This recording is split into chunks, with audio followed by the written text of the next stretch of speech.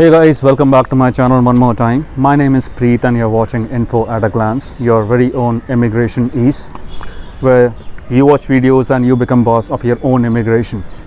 And today, as promised, I am back with another video in my PNP series, and today we will be talking about one of the most happening provinces in Canada, small yet happening, and one of the most beautiful provinces as well. That's Nova Scotia.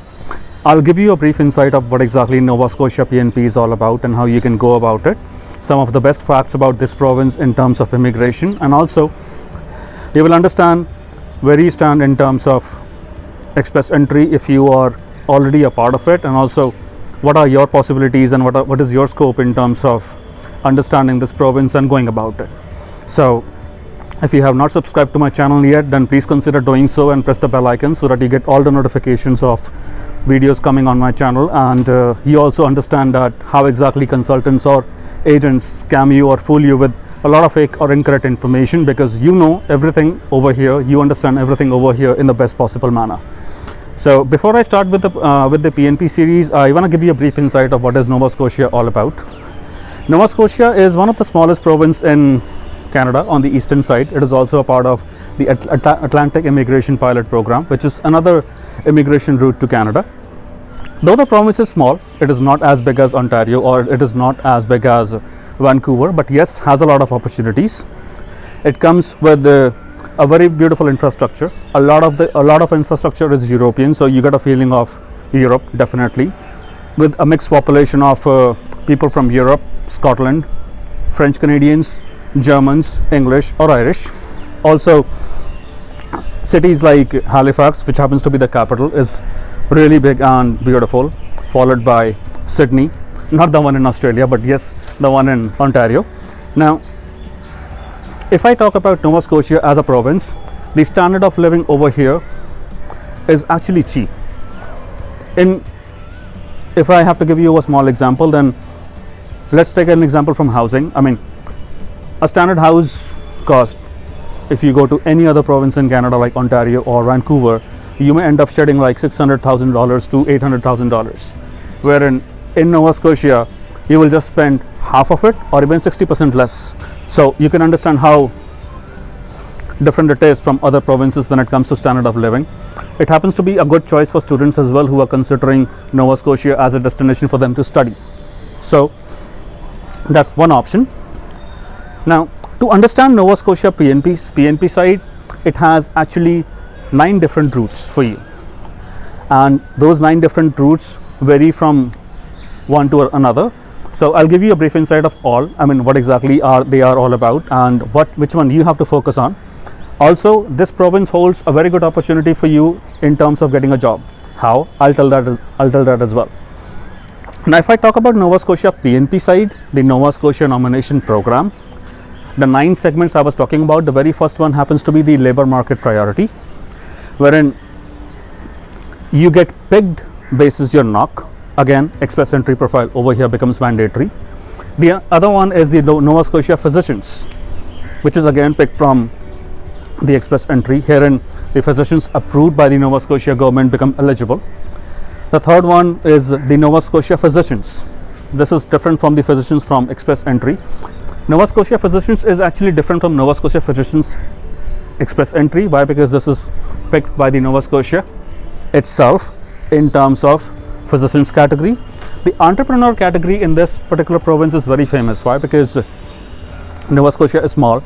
It is not as booming as Ontario or Vancouver. So the entrepreneur or people who are willing to establish a business in Nova Scotia, it's quite exciting for them. Why? Because the net worth which is required is above $500,000, and with the initial investment of $200,000, you become actually eligible for it. The next one, which is famous over here, is the Nova Scotia International Graduate Entrepreneur. This seems to be a little difficult. Why? Because people who graduated from Nova Scotia and also having an entrepreneur experience is something which is very rare to be found. So I'll not get much into that. The next 2 categories actually are again a little difficult. Why? Because here the job offer becomes mandatory. These are the Nova Scotia skilled worker and the Nova Scotia occupation in demand categories, and The eighth one which we are going to discuss today is the Nova Scotia demand express entry, wherein a standard express entry PNP route, this is the one I'm going to be discussing today, the most famous one. But there's one more, which is the Nova Scotia express entry for inlanders. This is for those people who are already in Canada.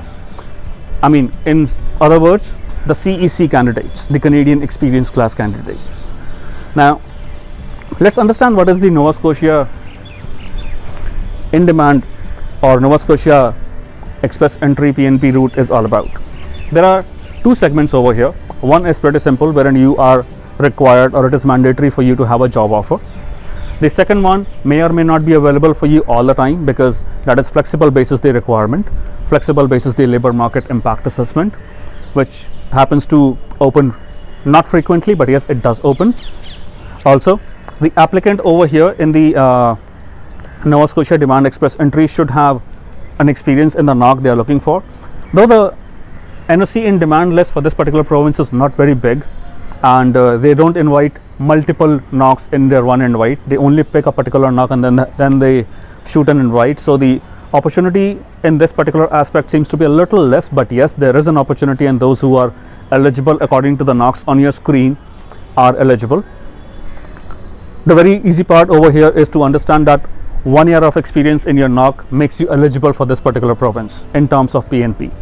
And for the language proficiency, yes, the only thing which you require is CLB 7, which is again the bare basic requirement for you to have an express entry profile as well. So this is a basic qualifier for a Nova Scotia express entry or Nova Scotia PNP system. Now, how does it work? It's pretty simple, and it's even more easier for you to understand because Nova Scotia province has their own guide for you to understand their PNP process or the immigration process. And this guide has each and every information which you need in order to understand what Nova Scotia is actually looking for.